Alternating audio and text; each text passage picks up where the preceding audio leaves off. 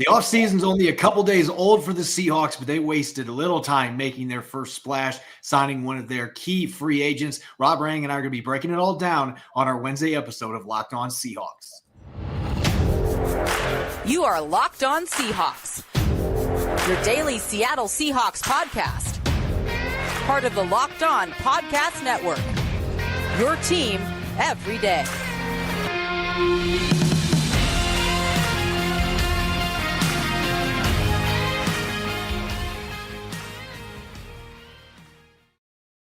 Greetings, 12. This is Corbin Smith, your host for Locked On Seahawks. Joining me for our latest Wednesday installment, my co-host in crime, Rob Rang. A special thanks to all the 12s out there, regardless of where you're tuning in from. Thanks for making Locked On Seahawks your first listen 5 days a week. We greatly appreciate it. The Seahawks didn't waste much time making their first free agency splash. We'll break down the details coming up here shortly on the show. Plus, we're going to take a look at some moves the Seahawks can make to open up some cap space with an extension looming for Geno Smith and a first glance at Seattle's defensive free agents as we draw closer to the start of the new league year. Jam-packed episode coming your way courtesy of BetOnline. BetOnline has you covered this season with more props, odds, and lines than ever before. BetOnline, where the game starts. Now for your lead story here on our Wednesday edition of Locked On Seahawks. This was not expected today, but the Seahawks making their first free agency splash, signing one of their key players that was set to hit the market in March.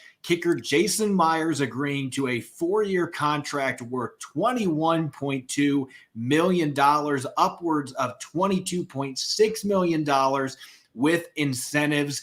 Rob, the deal would make Jason Myers the second highest paid kicker in the NFL, around $5.5 million annually. He was already one of the higher paid kickers in the NFL in his last deal, but he was an all-pro selected by his peers, the NFLPA list. He was a Pro Bowler, really had the best season of his career, in my opinion. Not the best percentage of kicks made, but 34 for 37, 6 for 6 from 50 yards or longer to tie a team record in that department. Really a fantastic season and a well-deserved contract extension. Yeah, that's why I think that this was such a high priority for the Seahawks, Corbin. And I know there's going to be some Seahawks fans out there like, yeah, you just extended the kicker. Well, I think the reason why you did that is because Myers played at such an exceptional level. This is a player that Seattle believed in and brought him in as a free agent, and he has rewarded their faith in him by just having some of the greatest seasons certainly in Seahawk history, but frankly in NFL history. And of course, kicking in Seattle is no jog in the park. I mean, the weather conditions that are just inherent in Seattle and in the NFC West division, as you said, this past season, 6 for 6 on kicks of 50 plus yards. I think anybody who watched the way that the Dallas Cowboys and their kicker, Brett Maher, struggled, missing 4 PATs against Tampa Bay Buccaneers just this past weekend. It's really difficult to win consistently in the NFL, especially the way the Seahawks go about it, if you don't win on special teams. And the Seahawks, I think, have dedicated more resources in terms of scouting and in terms, obviously, of finances to special teams than most clubs.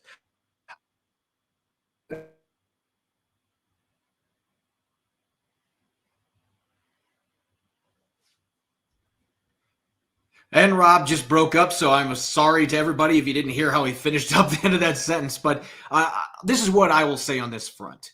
We know that there are going to be fans out there that are going to look at the cost here. $5.5 million per season kicker, and that team should be doing from a roster construction perspective, because that is a lot of money to throw into a kicker. But as you were pointing out, Rob, this is a team that likes to control the football. They like to run the football. You're going to be playing games in November and December in Seattle where it's going to be rainy, it's going to be windy.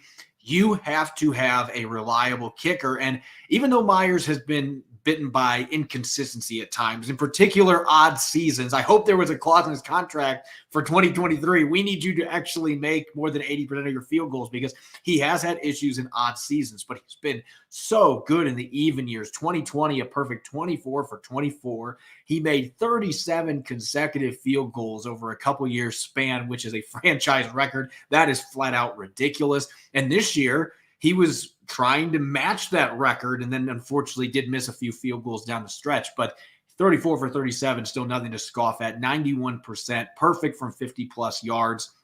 I just think when you look at the ways you mentioned the Seahawks play the game and that they rely on their run game, and this is a team that didn't necessarily do great in the red zone this year, it's a weapon when you can have a kicker that can come onto the field and consistently make 50-plus yard field goals. And so, some would argue, go out and get another kicker. You can pay him half of that, and then we can use that money at other positions. But you say that until you get to the regular season, then you lose 3 games where if you would have had one more field goal made, you would have won them. And then suddenly you realize just how valuable a kicker really is. So I have absolutely no issue with this. He obviously earned this money, and now the second highest paid kicker in the league behind Justin Tucker of the Ravens. He's been just as good as Justin Tucker. And so the Seahawks, they made it clear here by signing him this quickly that this was going to be a top priority for them, as it should have been. When you have a really good kicker, you don't want to end up in a situation where you're signing Blair Walsh. Well, the Seahawks have been there not that long ago. You don't want to go back down that road. So sign the all-pro kicker that you have in Jason Myers to a 4-year deal. I think in the end, it's a very sound investment for them. No, I really do as well. And again, I think that you make an excellent point about how there are going to be some critics. I mean, this is an awful lot of money we're talking about with the kicker. Yeah. But at the same time, again, I do think that it sends a message across the locker room and across all of the NFL that if you come to Seattle and you play at an exceptional level, then you are going to get rewarded. I think that, as we talked about in yesterday's show, Corbin, we all know that Geno Smith is obviously going to be the top priority. But again, I think that it makes a statement to everybody in that locker room that, again, if you play at this level, you are going to be a top priority. And so kudos to the Seahawks for getting this done as quickly as they did. I think that, again, it speaks very I think that Geno Smith and his representatives should be very excited about how aggressive that Seattle was with Jason Myers, Cody Barton, and the rest of Seattle's free agents as well. I think that I'll say it this way. Matt Rule, of course, it struggled during his time in the NFL. And previously, when he was at the head coach, in some of his different college stops, one of the things that he did that I really thought was cool was that the players who practiced the hardest, did the best, they would be rewarded with a jersey between the digits of number 1 and number 9. And he would literally rank them on who was the most intense practice player. And if you got number 1, you got number 5, you got number 9, you are one of the studs on your team. I love what the Seahawks are saying to Jason Myers here. I think it's going to send that encouragement to the rest of their roster that we want to be the guy that is viewed as the top priority to sign. To me, that's how you build a roster. That's how you compete. And Pete Carroll and John Schneider does about a good job of that as just about anybody in the league. Yeah, I love the point that you make here that they made an emphasis to pay a player, regardless of the position, that earned this money with his standout play. I mean, he was second in the NFL in field goals made this year, 91% conversion rate, only missed 1 extra point, and that's been an issue. That's been a problem for him in the past, and he really shored that up this year. And how many clutch kicks did he make for the Seahawks this year? Even look at the playoff game. I know that the 49ers ended up going on a run in the fourth quarter to pull away in that game, but Seattle had the lead at halftime because Jason Myers, in nasty conditions, nailed a 56-yarder at Levi Stadium, tying the stadium record in that atmosphere with that weather. That might have been the most impressive kick that I have seen when you consider the conditions that he was kicking in, and he had room to spare. That might have been good for 60 yards. It was impressive, and that's just the kind of season he's had. And like you said, it does send a message to the rest of the team. If you perform, you play at a high level, you help us win football games, you are going to get awarded. We are going to pay you. So I agree with you. Geno Smith, his reps are probably extremely excited about this. And I think Geno will be excited because this is a message. We are going to pay the players that have earned that money. Geno Smith believes he's done that. You and I believe that he has. And that's a perfect segue into our next segment because all signs are pointing to the Seahawks extending Geno Smith, or at least franchise tagging him and him being the quarterback next season. But with Jason Myers' contract and all the other contracts they've got on the books, Seattle's going to have to get creative to open up some cap space. Rob and I are going to be looking at some ways through cap casualties, extensions, and restructures that the Seahawks can create a bit of financial flexibility to not only extend Smith, but build around him. We'll take a look at several different scenarios when we come back here in our Wednesday edition of Locked On Seahawks. This episode is brought your way by Ultimate Football GM. If you've ever dreamed of becoming an NFL GM and managing your football franchise, your dream can come true, and this game is definitely for you. Manage every strategic aspect of your team, play through the season, and lead your team to glory. You're responsible for hiring the right coaches and coordinators, trading players, making draft picks, navigating your franchise through free agency and the draft, and all the ups and downs of a season. All of this in a challenging and realistic game world, and Ultimate Football GM is completely free and playable offline. You can play on the go as you want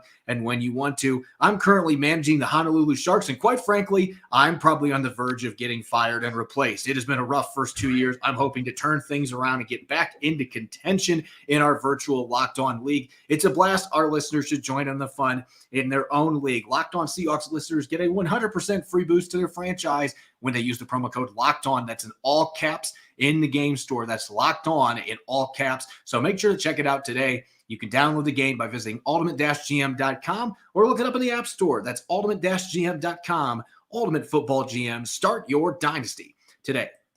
You're listening to the Wednesday edition of Locked On Seahawks. This is your host, Corbin Smith. Glad to be joined, as always, by my co-host in crime, Rob Rang. And thanks to all the 12s out there, whether this is your first time listening to Locked On Seahawks or you're a regular listener. We appreciate all of you for taking the time to make Locked On Seahawks your first listen 5 days a week. And for your second listen, make sure to check out the Locked On NFL podcast and get your daily conversations on the biggest NFL stories, plus in-depth analysis on the biggest games with NFL key predictions every Friday. And Monday, local insiders cover the weekend with game-to-game episodes. Locked On NFL. It's available on YouTube and wherever you get your podcast. As we just detailed to open today's show, the Seahawks are officially on the board in free agency, extending Jason Myers with a 4-year contract.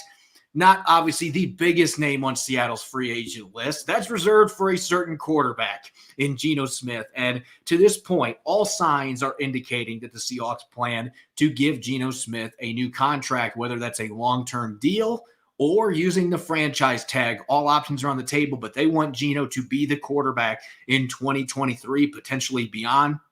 Pete Carroll saying that he is part of the reason they're so positive about the future. Everything that's been said points to him being their quarterback moving forward.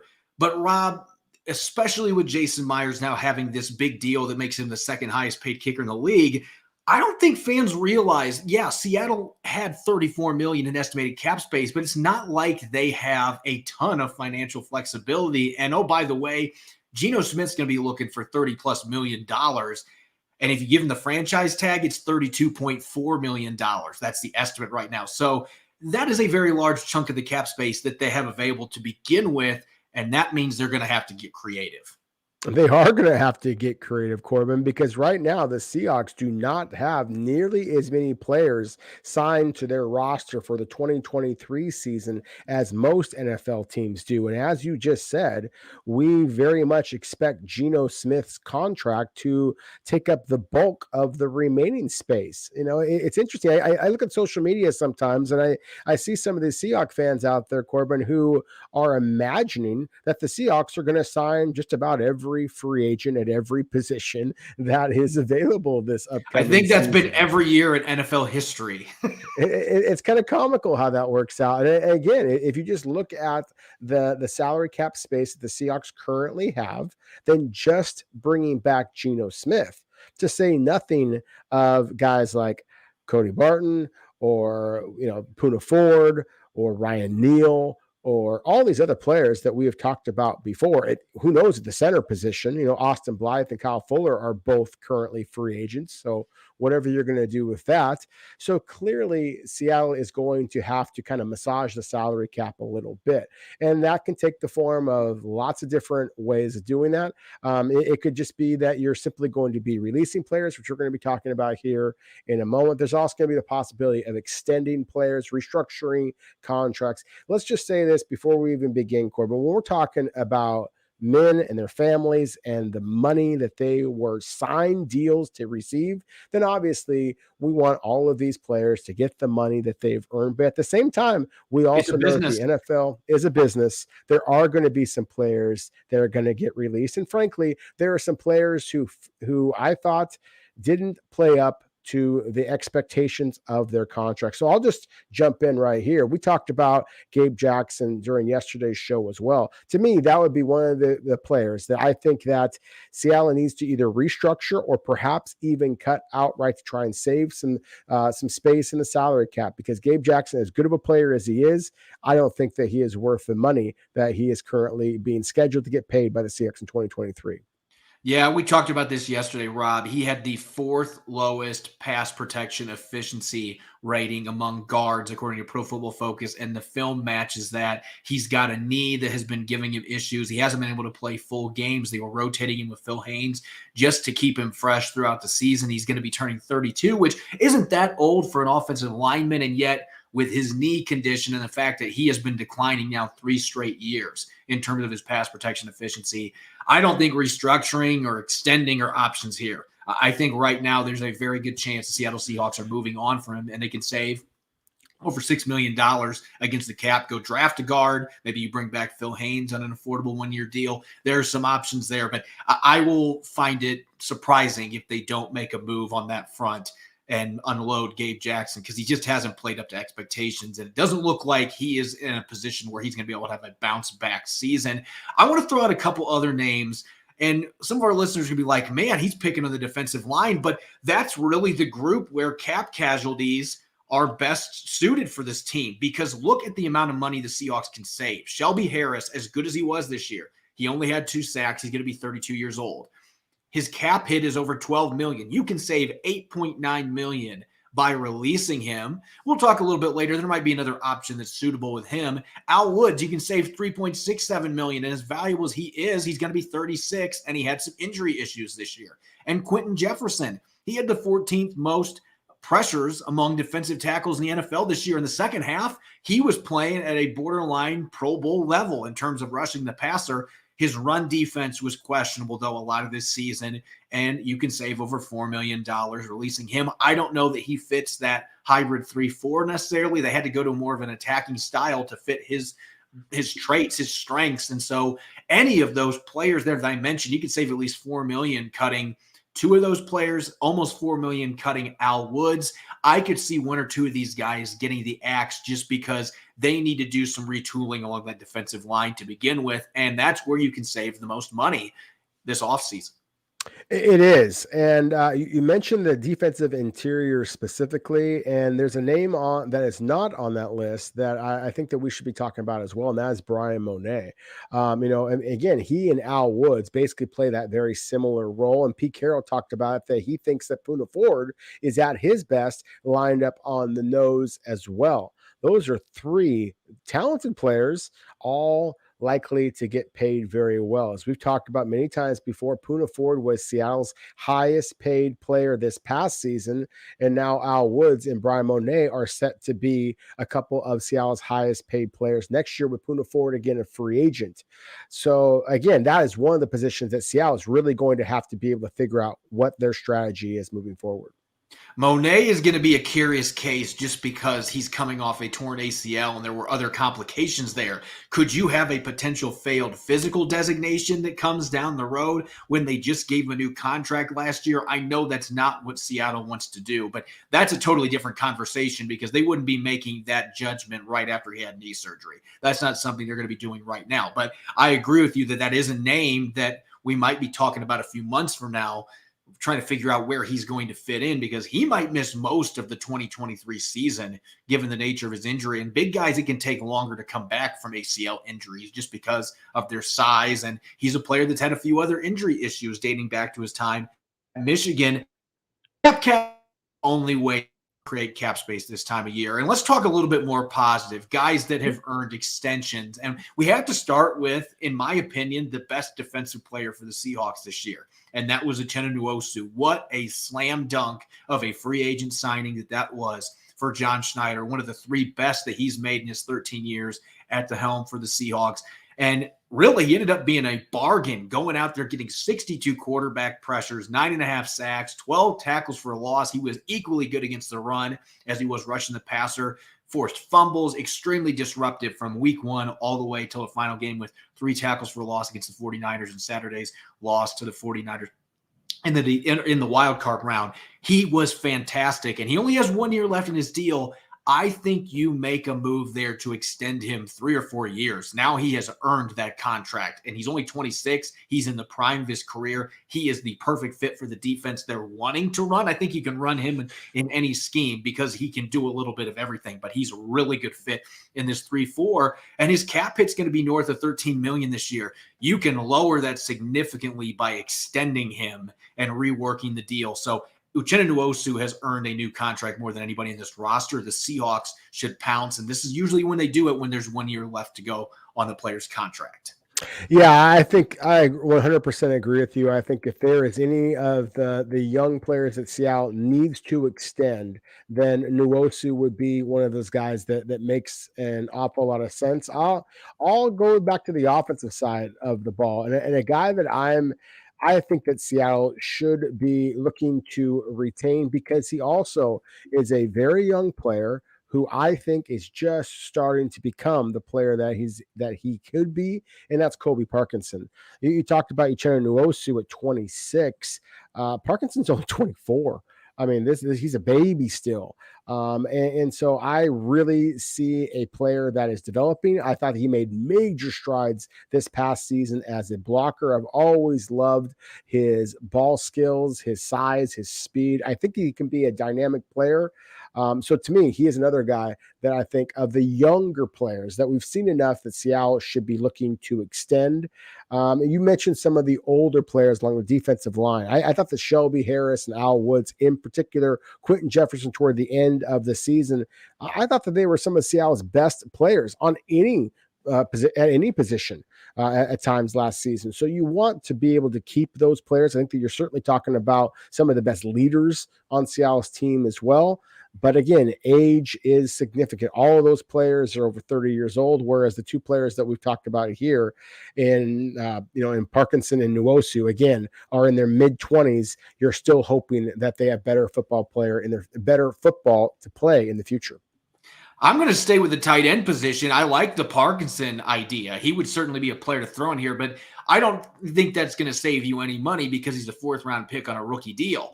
Noah Fant is a former 1st-round pick that's going to be in the 5th-year deal of his contract. The Seahawks picked it up last year, and we're looking at $6.85 million cap hit. That's not massive compared to some of the others we talked about, but he is a young player, too, that I still think has a majorly high ceiling that we have not seen him come close to reaching yet. And what encourages me is, like Parkinson, I saw a kid that really turned the corner as a blocker this year. And as the season progressed, he became more involved in their passing game. 486 yards in the receiving game is less than I thought he was going to have, but he had 4 touchdowns. He had 50 catches. He improved as a blocker. I think Noah Fant should be a player like Parkinson. You can make the argument Parkinson's in that mix too. Maybe both those guys are players that you want to get extended, that you can have as part of your foundation moving beyond 2023. And if you extend Noah Fant, that cap hit for his 5th-year option may lower to maybe half of that, depending on the structure of the deal. And $3 million is $3 million. That gives you a little more flexibility in free agency and signing draft picks as well. So Noah Fant would be another name that I would throw out there. And last but not least, the thing that John Schneider hates to do, and that's restructuring contracts. I don't know that we'll see him do any of this right now, but it's worth discussing. And this is typically your higher priced players that have several years left under contract. And I'm just going to throw a couple names out here real quick. Tyler Lockett could be a restructure candidate to open up a little over $5 million if you absolutely needed that money to go out and get a pass rusher or whatever else that they want to do in free agency. I think Quandre Diggs is another candidate. We were talking a few weeks ago about Quandre Diggs and wondering, with his cap hit being $18 million, are the Seahawks going to hang on to him? And all he did was really play as well as any safety in the NFL the last 5 or 6 games. So he is definitely going to be back here next year, but you could restructure him and open up over $6 million potentially in cap space.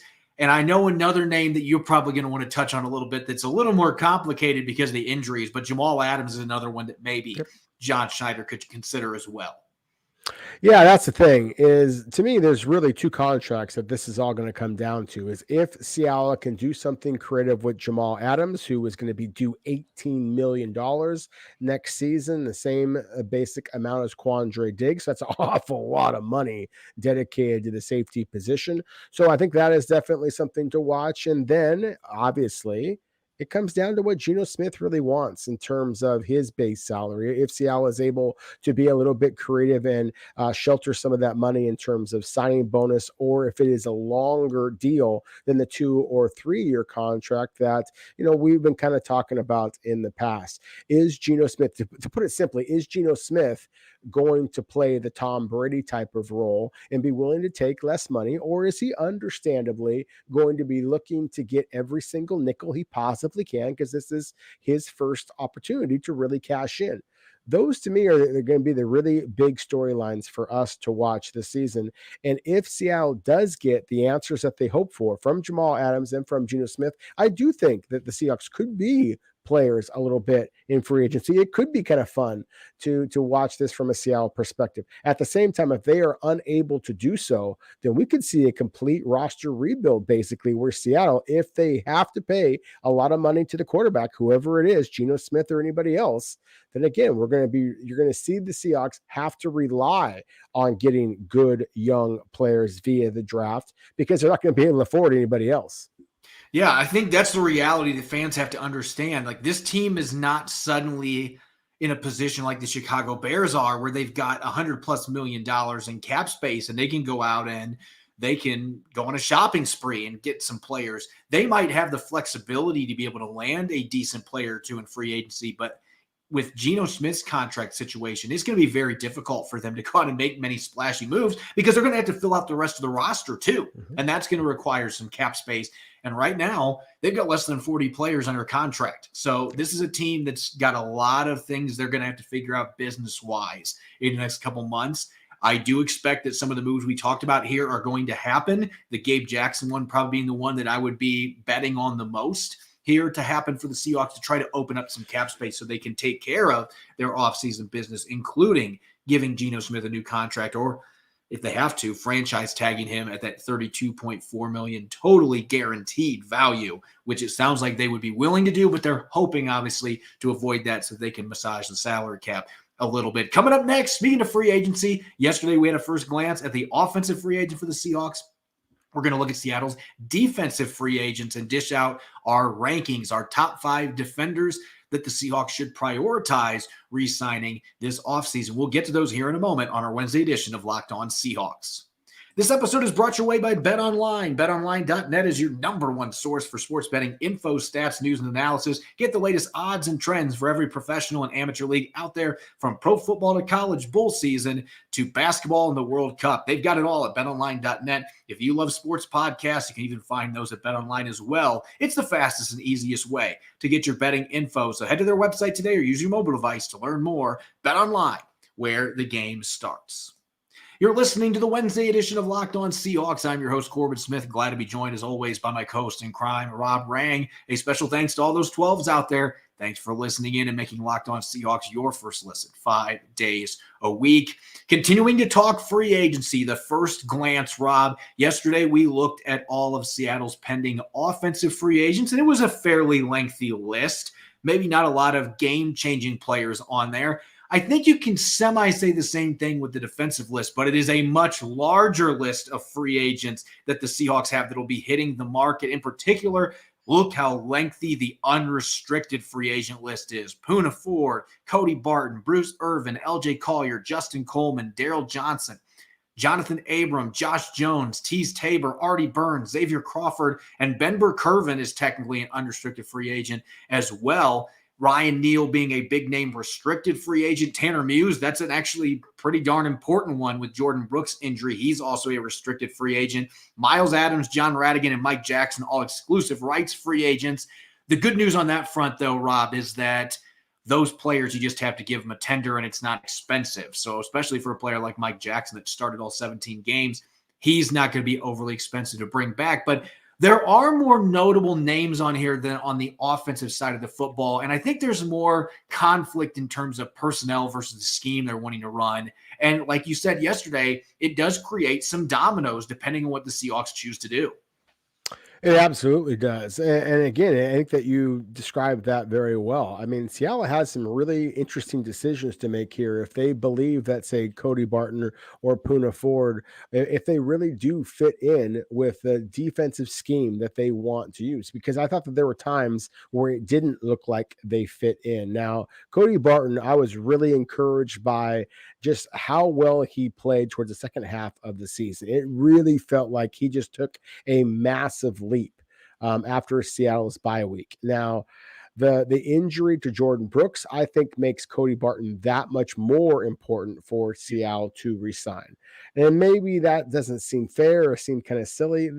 Maybe that might be the case. But I think that regardless, you are likely to have some type of other starting inside linebacker option, because Brooks just simply is going to run out of time to be able to start next season. I mean, it's possible, but you don't want to bank on that. So if you are going to be starting two new inside linebackers, well, hell, that's almost as crazy as starting two rookie offensive tackles. And obviously Seattle did that this past season, and it was incredibly effective in doing so. But that's not the strategy that you want to take, in my opinion. And so, again, I do think that Cody Barton is probably the highest priority. But unlike yesterday, when we talked about the offensive guys that we thought the Seattle should prioritize, and we both agreed that it was Geno Smith, I don't know that bringing back Cody Barton or, frankly, any of these defensive players is absolutely critical. I do think that, again, there are going to be some really interesting free agent options out there. And again, it's going to come down to what Seattle was able to do with Geno Smith, what Seattle may decide to do with Jamal Adams in his big contract, and then figuring out how big of a deal Cody Barton really is for the Seahawks. I think the Barton situation is going to be one of the more fascinating storylines that has been magnified by Brooks's injury, because as you mentioned, you don't want to go into the year with two brand new starters at the off-ball linebacker position, and one of them is going to have the green dot on their helmet and be the play caller. I mean, that is a big responsibility, and Bobby Wagner did it for a decade. Jordan Brooks last year was his first season getting to do that. So you don't want to draft a rookie and have to throw him into that spot. A free agent coming in maybe is a little bit better equipped, but then that's money that, again, we just talked about, you might not necessarily have.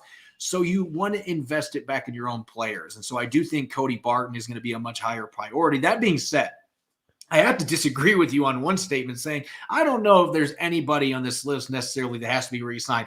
Number 26 needs to be back, and he's a restricted free agent. And there's several reasons why Ryan Neal needs to be on this roster this next season. And they need to I would put a second round tender is probably what I would do. And that's around $4 million.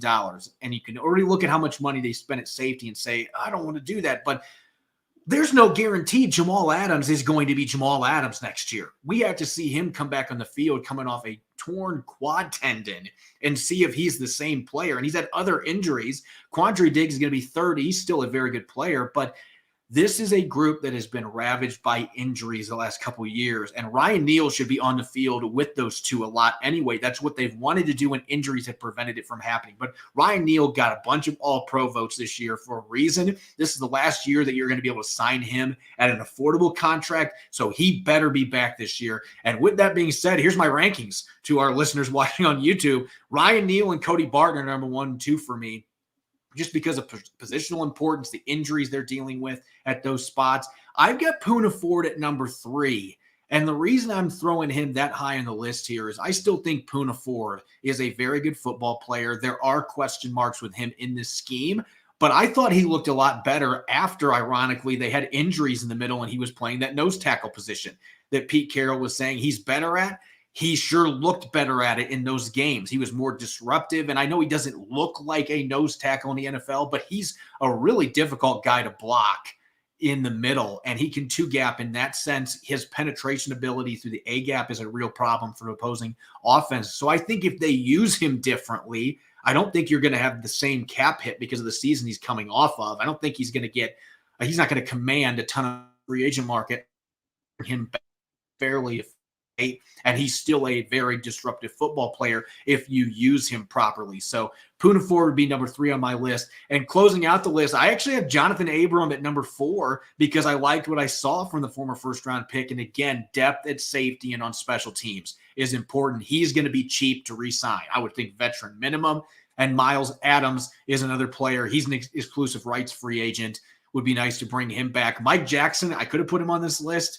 But again, those exclusive rights free agents are pretty easy. You just give them a tender. Nobody else can match those deals, and they're on your football team. So I just think with some of the moves they might be making at defensive tackle, Miles Adams is going to have a much better chance to get significant reps for the Seahawks next year. He played pretty well in this 3-4 defense. No, he really did. He was on my list as well, of guys that I was really thinking should be a priority for Seattle to retain. And we actually had the same top 3. We just had them in different order. Those of you who are watching on YouTube can see my top 5 list. Those of you who are not watching, I'll throw that list out here right now. Again, my top 5 priorities among Seattle's free agents would be Cody Barton, then Poona Ford, Ryan Neal, Miles Adams, and then Daryl Johnson. I think I agree with basically everything that you just said about Cody Barton, Poona Ford, and Ryan Neal. The biggest thing for me is because we have the questions at the defensive tackle position that we've already discussed, right? Is Al Woods going to be retained? Can Brian Monet come back from the torn ACL? Shelby Harris, Quentin Jefferson, are they going to be retained? That's one of the reasons why Poona Ford jumped up a little bit more on my board. I do think that the interior of the defensive line is a critical area of concern for the Seahawks. So it's re-signing Poona Ford because I agree with you. I think that he's still a young, ascending, very good football player. For his size, his power, how slippery he is a nuisance. But the scheme has to fit his talent. And so, again, that's why there's a little bit of a question mark here for me. And while I have a very similar player in Miles Adams also on my list, even though, again, this is a guy that the Seattle should be able to retain pretty easily. And I would throw out those exclusive rights for agents that you mentioned before with Neal, with John Radigan. Those are some good football players. I think the Seattle wants to bring back all of those guys. But I would say this. We haven't talked about Daryl Johnson yet, and I want to make sure that I talk about him. That was a player that Seattle, of course, brought over in the very beginning of the season. I was really impressed by his length and his strength, his ability to keep containment responsibility. Something that the Seattle struggled with all season long is running backs bouncing it to the outside off the left or right side and then just running for days. And when Daryl Johnson was on the field, we didn't see that happen very often. Now, it was a very limited sample set, but still, I was intrigued enough by him that I think he should be somebody that Seattle makes a priority to retain as well. Yeah, that's a really interesting name because I didn't even consider him for the top 5 just for the limited snaps he had, but he did do a very good job setting the edge, and maybe the Seahawks look at him being healthy, bringing him back. He's going to be affordable. It's going to be vet minimum. So that might be the kind of players that they are filling out a lot of their roster with and having familiar faces that have played well in your scheme, even in limited snaps. You got a couple guys coming off of injury at that edge rushing position as well. And so that could make a lot of sense for the Seahawks. My number 7 guy on here, I just want to throw this out real quick because, again, this was tougher than the offensive one for me because there are a lot of names I was like, that guy could really help him next year or they're going to have injuries in that position. I already mentioned Cody Barton. Tanner Muse as a restricted free agent, I thought played admirably. I thought he played really well the last couple of games for the Seahawks. He played better in the playoff game than I realized. I thought he had a rough afternoon. He made a few mistakes, but he actually played fairly well in that game when I went back and watched the All-22. So he's a really young linebacker. He hasn't been playing the position very long, a phenomenal athlete. and a really good special teams player. He should be another one. And I think you could keep him around on an original round tender that's much cheaper. And I don't think anybody's going to be trying to snipe him away from you. So I think both those restricted free agents should be kept around. Ryan Neal, because he's a fantastic player, and Tanner Muse, a really good depth piece that maybe could compete for a starting job without Jordan Brooks being available at the start of the season. So there's a lot of intrigue on defense. It's a group that needs to retool at all three levels of the defense, and yet there are some players that are going to be free agents that you think at the right price could be worth bringing back and continuing to grow in this scheme. As always, you can follow me on Twitter at Corbin Smith NFL. You can follow Rob at Rob Rang. Make sure to check out Locked On Seahawks. We're on Apple Podcasts, Google Podcasts, Spotify, Amazon, streaming 5 days a week on YouTube as well. Thanks for listening. We'll be back for our Thursday show looking at the 2023 schedule. Rookie of the Year candidacies for Ken Walker III and Tariq Woolen. They're finalists, going to be breaking down that race as it unfolds and much more. You won't want to miss the episode. Enjoy the rest of your Wednesday. Thanks for listening, and go Hawks.